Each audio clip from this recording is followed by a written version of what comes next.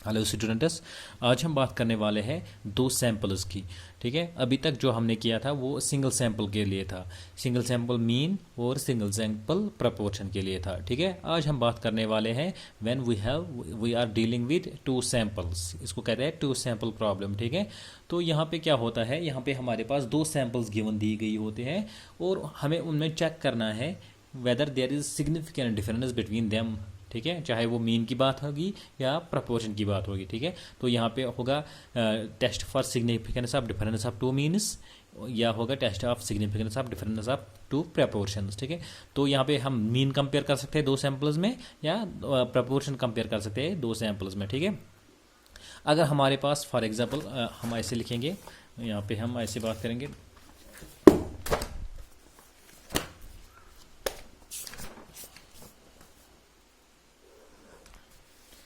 हम ऐसे बात, हमारे पास एक पॉपुलेशन है।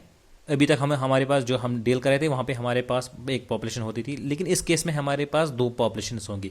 एक पॉपुलेशन है N1, इसका साइज़ है, उसमें N1 यूनिट्स है। दूसरा पॉपुलेशन है, उसमें N2 यूनिट्स है। ठीक है, अब क्या करना है, फॉर एग्जांपल ये अमर सिंह कॉलेज है, ASC कॉलेज है, ये बेमिना कॉलेज है। ठीक है, ये दो कॉलेजेस है। हमें एवरेज मतलब कोई भी हमें देखना है, फॉर एग्जांपल एवरेज हाइट देखेंगे या एवरेज वेट, एवरेज वेट देखना है हमें किस में, स्टूडेंट्स में। ठीक है, जो भी स्टूडेंट्स कॉलेज में पढ़ रहे हैं हमें उनमें देखना है एवरेज वेट। ठीक है, तो हम क्या करेंगे, हम यहाँ पे एक सैंपल ड्रा करेंगे। ठीक है, पहला यहाँ पे हम एक सैंपल ड्रा करेंगे, उसका साइज होगा फॉर एग्जांपल N1 से कैपिटल N1 पॉपुलेशन साइज है, स्मॉल N1 सैंपल साइज है। हमने N1 सैंपल ड्रा किया, ठीक है, छोटा सा। यहाँ से हमने जो भी यूनिट सिलेक्ट हो गए, हमने उनका एवरेज वेट लिया, फिर उसका एवरेज निकाला। फॉर एग्जांपल वो आ गया 70 kg। हम इसको लिखेंगे x1 bar is equal to 70 kg। ठीक है, तो अब इसी तरह से यहाँ पे हम सैंपल लेंगे, तो इसका साइज़ क्या होगा, इसका होगा N1 और N2 ये सेम भी हो सकते हैं, ये डिफरेंट हो सकते हैं। N1 N2 से ज़्यादा हो सकता है, N2 N1 से ज़्यादा हो सकता है। ऐसा यहाँ पे ऐसा कुछ प्रॉब्लम नहीं है। ठीक है, यहाँ भी अब हमने एक सैंपल लिया छोटा सा, ठीक है, जिसका साइज़ कितना है N2। अब यहाँ भी एवरेज वेट निकाला हमें, यहाँ पे आ गया फॉर एग्जांपल यहाँ भी 70 kg आ गया सपोज। ठीक है, तो यहाँ भी 70 kg आ गया, यहाँ भी 70 kg आ गया। अब हम क्या करेंगे, हम बोलेंगे यहाँ पे हो सकता है हम बोलेंगे क्या, जो ये पॉपुलेशन है ये तो इनमें लगभग सेम वेट हो, एवरेज वेट है। ठीक है, इनमें एवरेज वेट सेम है, तो हम पॉपुलेशन की बात करेंगे। तो फॉर एग्जांपल अब दूसरा हम सैंपल, अगर हमने दूसरा सैंपल उठाया था फॉर एग्जांपल, उसका भी साइज़ N1 ही था।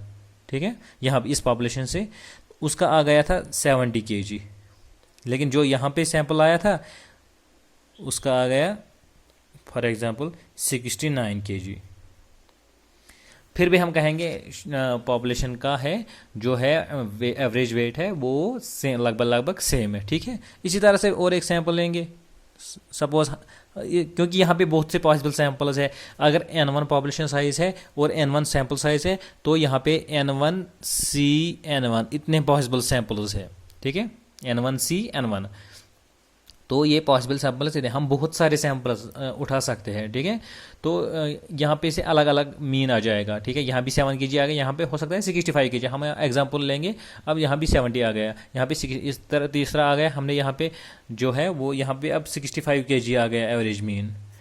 यहाँ पे आ गया फॉर एग्जाम्पल 73 आ गया, 73 kg। ठीक है, तो हम कब बोलेंगे ये सेम है, या मतलब इन दोनों पॉपुलेशन में एवरेज वेट है, या जो भी हम स्टडी कर रहे हैं वो सेम है या नहीं है। ठीक है, तो हम ऐसे डायरेक्ट नहीं बोल सकते हैं। ठीक है, तो हम क्या करेंगे, इसलिए यहाँ पे टेस्ट बोलता है, जो टेस्ट स्टैटिस्टिक्स होता है डिफरेंस ऑफ टू मीन्स, वो हमें बोलता है जो इनमें डिफरेंस है वो सिग्निफिकेंट डिफरेंस है या इनसिग्निफिकेंट। अगर सिग्निफिकेंट डिफरेंस है तो इसका मतलब है जो डिफरेंस है वो बड़ी है, तो इनका एवरेज वेट इक्वल नहीं है। अगर जो इनके दरमियान जो डिफरेंस है वो इनसिग्निफिकेंट है, तो हम बोलेंगे इनके दरमियान डिफरेंस है लेकिन वो बहुत ज़्यादा कम, वो ना होने के बराबर है, उस वक्त कहेंगे एवरेज में इनका मीन और इनका मीन बराबर है। ठीक है, एवरेज में वो बराबर है। एवरेज वेट जो भी हम स्टडी करेंगे, जो भी हम वेरिएबल कैरेक्टरिस्टिक्स स्टडी कर रहे हैं, तो उस हम कहेंगे क्या, वो बराबर है।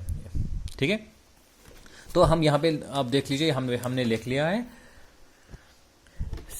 To sample. अब हमारे पास टू सैंपल प्रॉब्लम है, जो यूनिट चल रहा है वो चल रहा है लार्ज सैंपल। तो सैंपल तो दोनों लार्ज होंगे, N1 भी लार्ज होगा, N2 भी लार्ज होगा।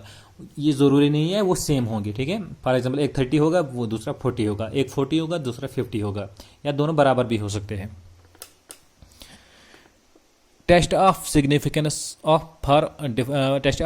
For difference of means. ठीक है, हमें अब देखना है यहाँ पे डिफरेंस ऑफ मीन्स। ठीक है, वो सिग्निफिकेंट नहीं है या नहीं है या नहीं है। ठीक है, let x1 bar be the mean of sample of size n1 from a population with mean μ1 and variance sigma 1 square. ठीक है, तो हमारे पास सपोज एक पॉपुलेशन है।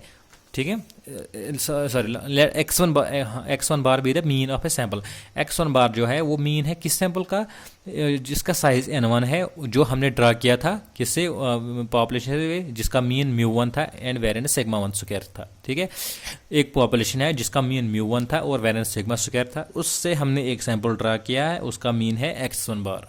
ठीक है, इसी तरह से let x2 bar be the mean of independent random sample of size n2 from another population with mean μ2 and variance sigma 2 square. ठीक है, तो हमारे पास यहाँ पे दो पॉपुलेशंस है, एक का मीन और वेरिएंस μ1 μ2 है, μ1 है और सिग्मा 1 स्क्वायर है, और दूसरे का वेरिएंस है मीन और वेरिएंस μ2 एंड सिग्मा 2 वेरिएंस। ठीक है, तो दोनों से हमने सैंपल लगाए, तो वहाँ पे आ गया, एक पहले वाले में आ गया x1 बार मीन, दूसरे सैंपल में आ गया x2 बार मीन। ठीक है, अब हमें क्या करना है, then since the sample size are large, तो हमें पता है जब x फॉलो करता है normal distribution with mean mu and variance sigma square, x bar follow करता है normal distribution with mean μ1 and sigma 1 square divide by n। ठीक है, तो इसी तरह से यहाँ पे x1 बार फॉलो, वो क्या करेगा, normal distribution mean μ1 and variance होगी sigma 1 square divide by n1।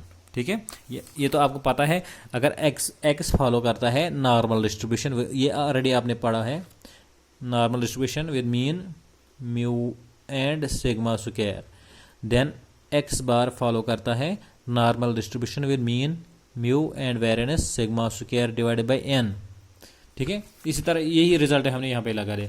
अब हमारे पास है पॉपुलेशन मीन μ1, ये है सिग्मा 1 स्क्वायर और सैंपल साइज है n1। ठीक है, तो x1 बार फॉलो करेगा normal distribution with mean μ1 and variance sigma 1 square divide by n1। इसी तरह से x2 फॉलो क्या करेगा, n normal distribution with mean μ2 and variance sigma 2 square divide by n1। ठीक है, ये x1 बार और x2 बार का डिस्ट्रीब्यूशन है। Also x1 bar minus x2 bar being the difference of two independent random variates, normal variates is also a normal variate. Normal variate क्या होता है, जो अगर आपके पास दो नॉर्मल डिस्ट्रीब्यूशन है, अगर हम उनका डिफरेंस निकालेंगे वो भी नॉर्मल डिस्ट्रीब्यूशन फॉलो करता है। ठीक है, इसको कहते हैं एडिटिव प्रॉपर्टी या सब्ट्रैक्टिव प्रॉपर्टी। तो यहाँ पे अगर x1 बार फॉलो करता है नॉर्मल डिस्ट्रीब्यूशन, x2 बार फॉलो करता है नॉर्मल डिस्ट्रीब्यूशन, चाहे उनका प्लस भी लेंगे या माइनस लेंगे, तो इसको कहते हैं ये फॉलो भी करता है क्या, नॉर्मल डिस्ट्रीब्यूशन के। कुछ डिस्ट्रीब्यूशन ऐसे हैं वो फॉलो नहीं करते हैं। ठीक है, तो यहाँ पे क्या है, ये एक प्रॉपर्टी है नॉर्मल डिस्ट्रीब्यूशन की, if x1 bar is follows normal distribution, x2 follows normal distribution, then their difference also follows normal distribution. ठीक है, x1 bar being the difference of two independent normal variates is also a normal variate. ये दो independent है तो ये भी follow करेंगे, जो इनकी डिफरेंस होगी वो भी फॉलो करेगा नॉर्मल डिस्ट्रीब्यूशन। ठीक है, the value of z corresponding to x1 bar and x2 bar is given by, तो जो हमारा z स्टैटिक्स होगा वो क्या होगा z is equal T minus expected value of T divide by standard error of T. अब T क्या है, टी है x1 bar minus x2 bar. ठीक है, ये यहाँ पे क्या है, टी माइनस जो भी हम टेस्ट स्टैटिस्टिक्स लेते हैं उसका एक्सपेक्टेड वैल्यू लेते हैं और इसका स्टैंडर्ड एरर लेते हैं। अब जो टेस्ट स्टैटिस्टिक्स है वो है x1 bar minus x2 bar. ठीक है, minus expected value of x1 bar minus x2 bar divide by standard error of x1। ये हमेशा फॉलो करता है नॉर्मल डिस्ट्रीब्यूशन। ये अभी हम बहुत बार हमने अभी तक देखा है। ठीक है, जो भी हम टेस्ट करते हैं ये नॉर्मल डिस्ट्रीब्यूशन फॉलो करता है, और ये हमने प्रूव भी किया है ये कैसे नॉर्मल डिस्ट्रीब्यूशन फॉलो कर रहा था विद मीन 0 एंड वेरिएंस 1। ठीक है, अब हमें चाहिए क्या, expected value of x1 bar minus x2 बार और स्टैंडर्ड एरर। अब हमें ये दो चाहिए, ये वाला और ये वाला, तो हमारा z स्टैटिस्टिक्स आ गया। ठीक है, under the null hypothesis h not mu one is equal to mu two, that there is no significant difference between the sample means. यहाँ पे भी जो भी हमें प्रॉब्लम है, यहाँ पे हम क्या, जो नल हाइपोथेसिस होती है वो होती है सिग्निफिकेंस, वो होती है हाइपोथेसिस ऑफ नो डिफरेंस। ठीक है, हम यहाँ पे एज्यूम करते हैं, जब भी हम क्वेश्चन करेंगे हम एज्यूम करेंगे जो ये डिफरेंस है इन दोनों में, एवरेज डिफरेंस है वो सेम है। ठीक है, तो अल्टरनेटिव हाइपोथेसिस होगी वो सेम नहीं है, या वो ज़्यादा होगी, या वन टेलर होगी, या टू टेलर टेस्ट होगी। ठीक है, टू टेलर में क्या होगा, वो सेम नहीं है। ठीक है, तो यहाँ पे जो नल हाइपोथेसिस है वहाँ पे लिखते हैं हम there is no significant difference between the sample means. हम लिखते हैं जो सैंपल मीन्स है उनमें सिग्निफिकेंट डिफरेंस नहीं है। जब इनमें डिफरेंस नहीं, सिग्निफिकेंट डिफरेंस नहीं है, तो वहाँ पे क्या होगा, म्यू वन जो होगा वो बराबर होगा किसके बराबर, म्यू टू के बराबर। ठीक है, तो म्यू वन और म्यू टू के बराबर होगा। जब बराबर होगा तो इनका डिफरेंस कितना होगा, जीरो होगा। ठीक है, that is mu one minus mu two is equal to zero. तो यहाँ पे क्या आ जाए, x1 बार हमें इसका ये चाहिए, expected value of x1 bar minus x2 bar. ठीक है, तो वो किसके बराबर होगा, expected value of x1 bar minus x2 bar. This is the property of expectation when we have two variables x and y, expected of x plus expected of y which is equal, अगर आपके पास ऐसा है expected value of x plus y, वो होता है बराबर expected value of x plus expected value of y।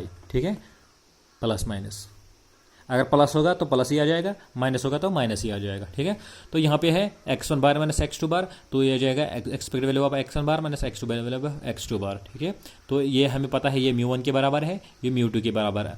अब जो टेस्ट स्टैटिस्टिक्स है वो अंडर एच नॉट क्या कहता है, म्यू वन और म्यू टू बराबर है एक दूसरे से। ठीक है, तो यहाँ पे क्या होगा, mu one minus mu to किसके बराबर होगा, म्यू टू के बराबर, म्यू वन के बराबर। या तो ये कर सकते हो, इसको भी म्यू टू रख सकते हो, इसको भी म्यू टू रख सकते हो, तो ये आ जाएगा जीरो। तो expected value of x1 bar minus x2 bar किसके बराबर है, जीरो, वो जीरो के बराबर है। ठीक है, आल्सो अब हमें चाहिए क्या, वेरिएंस, सॉरी अब हमें चाहिए स्टैंडर्ड एरर। स्टैंडर्ड एरर निकालने के लिए हमें वेरिएंस की ज़रूरत पड़ती है। जब वेरिएंस आ जाएगी तो उसका स्क्वायर रूट ले लेंगे, तो वो बन गया स्टैंडर्ड एरर। तो variance of x1 bar minus x2 bar किसके बराबर होता है, जब वेरिएंस निकालेंगे तो वो आता है variance of x1 bar plus variance of x2 bar minus twice covariance of x1 bar minus x2 bar. ठीक है, अब x1 बार और x2 बार वो इंडिपेंडेंट है, जब भी इंडिपेंडेंट होता है तो कोवेरिएंस टर्म वैनिश हो जाती है, तो कोवेरिएंस में जीरो हो जाता है। जब दो केसेस इंडिपेंडेंट होंगे तो वहाँ पे जो कोवेरिएंस होता है वो जीरो हो जाता है। ठीक है, तो वेरिएंस ऑफ x1 बार किसके बराबर है, sigma one square divide by n। Already हमने देखा था पीछे। Variance of sigma x2 bar किसके बराबर होता है, sigma two square divide by n2। ठीक है, तो माइनस आ जाएगा 2 इंटू जीरो, वो हो गया जीरो। तो यहाँ पे जो थर्ड टर्म है वो तो वैनिश हो गई। ठीक है, तो standard therefore standard error of x1 bar minus x2 bar किसके बराबर होगा, under root of sigma one square divide by n1 plus sigma two square divide by n2। ठीक है, ये अब हमारे पास एक्सपेक्टेड वैल्यू भी आ गया और स्टैंडर्ड एरर, ये हमारा एक्सपेक्टेड वैल्यू था, ये हमें स्टैंडर्ड वैल्यू है। तो हम ज़ाड में सबस्टिट्यूट करेंगे। ठीक है, thus under h not mu one is equal to mu two, the test statistics becomes, ये था x1 bar minus x2 bar minus था expected value of x1 bar minus, वो तो जीरो था, तो वैनिश ही हो गया, वो लिखने की जरूरत नहीं है अब, माइनस जीरो। ठीक है, तो डिवाइड बाई क्या आ जाएगा, डिवाइड बाई था standard error of x1 bar minus x2 बार, वो किसके बराबर है, sigma one square divide by n1 plus sigma two square divide by n2, वो फॉलो करता है नॉर्मल डिस्ट्रीब्यूशन विद 0 एंड 1। ठीक है, तो यहाँ पे आपका जो टेस्ट है वो खत्म हो गया है। तो अगर आपके पास दो सैंपल्स है, आपको उनको कंपेयर करना है, उनको मीन्स, ठीक है, तो वहाँ पे सिग्मा वन स्क्वायर भी गिवन दिया गया है, सिग्मा टू स्क्वायर, आपको सिर्फ ये वाला टेस्ट यूज़ करना है। यहाँ पे एक वैल्यू आ जाएगा, उसको कंपेयर करना है टैबलेटेड वैल्यू से, तो हम उसी वक्त डिवीजन निकालेंगे। अगर लेस देन होगा तो एक्सेप्ट करेंगे null hypothesis and we will conclude that there is no significant difference between the two sample means. ठीक है, तो क्योंकि नल हाइपोथेसिस में क्या होता है, mu one is equal to mu two, तो अगर ये नल हाइपोथेसिस रिजेक्ट हो गई तो अल्टरनेटिव हाइपोथेसिस एक्सेप्ट हो जाएगी और हम कंक्लूड करेंगे there is significant difference between the two means. ठीक है, टू पॉपुलेशन मीन्स। ऐसा हो सकता है कि अभी देखो नोट यहाँ पे लिखे हैं, if sigma one square is equal to sigma two square is equal to sigma square. ठीक है, अब हमारे पास जो है sigma 1 square is equal to sigma 2 square is equal to sigma square. तो मतलब इसका क्या मतलब है, इसका मतलब है जो सैंपल वेरिएंस है फर्स्ट सैंपल की और sorry population variance first sample की और पॉपुलेशन वेरिएंस सेकंड सैंपल की वो बराबर है, दोनों बराबर है। किसके बराबर, सिग्मा स्क्वायर के। मतलब वो इसका मतलब है वो एक ही पॉपुलेशन से ड्रा की गई जिसका वेरिएंस सेम है। That is if the samples have been drawn from the population with common variance sigma square. हाँ, ये जो दो सैंपल्स थे ये उस पॉपुलेशन से ड्रा किया गया जिनका कॉमन वेरिएंस है। उसका भी एक वेरिएंस इतना ही था, इसका भी वेरिएंस सिग्मा, उसका भी वेरिएंस सिग्मा स्क्वायर था, इसका भी वेरिएंस सिग्मा स्क्वायर था। ठीक है। Then the test statistics under h not, तो जो टेस्ट स्टैटिस्टिक्स क्या होगा वो ऐसे बनेगा, sigma 1 square divide by x1 bar minus x2 bar divide by sigma square. अब सिग्मा 1 नहीं आ जाएगा क्योंकि sigma 1 square is equal to sigma square, तो ये बनेगा sigma square divide by n1 sigma 2 square divide by n2। ठीक है। तो इन दोनों में कॉमन है तो बाहर निकालेंगे इसका, तो x1 bar minus x2 bar under root of, इसको बाहर निकालेंगे। ठीक है। ये बच जाएगा 1 by n1 plus 1 by n2। इसका रूट और कैंसिल हो जाएगा, रूट और स्क्वायर कैंसिल हो जाएगा, तो ये इससे रूट से बाहर आ जाएगा। हम इसको ऐसे रख सकते हैं x1 bar minus x2 bar divide by sigma into under root of 1 by n1 plus 1 by n2। ठीक है। ये भी फॉलो करेगा नॉर्मल डिस्ट्रीब्यूशन विद 0 एंड 1। इसके बाद क्या लिखा, if sigma is not known then its estimate is based on the sample variance is used. अगर अब हमें क्या जो सिग्मा वो वहाँ पे गिवन नहीं दिया गया, वहाँ पे एक सैंपल गया, तो हमें खुद एस्टिमेट करना है, जो अभी पहले आपने एग्जांपल में देखा होगा। अगर सिग्मा नहीं गिवन गया होता है तो हम इसको एस्टिमेट करते हैं। अब यहाँ पे जो सिग्मा है वो डिपेंड करता है दो सैंपल्स पे। ठीक है। इसलिए यहाँ पे अलग से फार्मूला है।